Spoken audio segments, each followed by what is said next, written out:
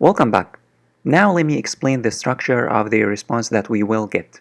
So if you go back to the service here, if you go back to the service, you will find that here it doesn't matter which URL you are going to be using.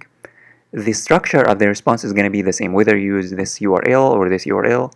So the structure is going to be like this. Let me zoom in and show you the structure. So the structure is going to be first you are going to get a key called status, and this status is going to be OK or error. If it say OK, it means obviously that we will have the data. And then here it's going to return the total results. So here the total results is 5,425. So it's going to return 5,425 headlines. And then the most important key is called articles. I want you to pay attention to this because this is the most important key, and this is the key that I'm going to be using. Articles is a key, and that key is an array. This is an array.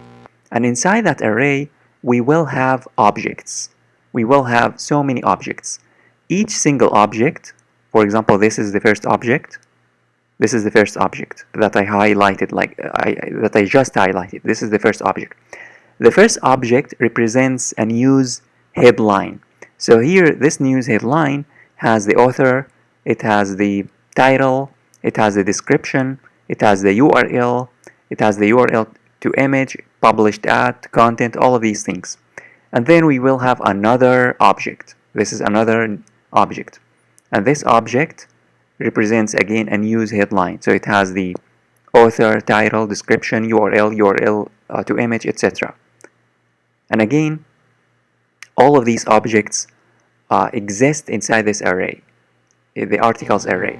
So what we need to do is that we need to get this array, and after we get this array, we will be able to get all of these objects and display the headlines, the news headlines and news articles. So again, the structure is like this. Again, I want you to pay attention to the structure because it's the most important thing. The structure is an array of objects. We have an array, and inside that array we have objects.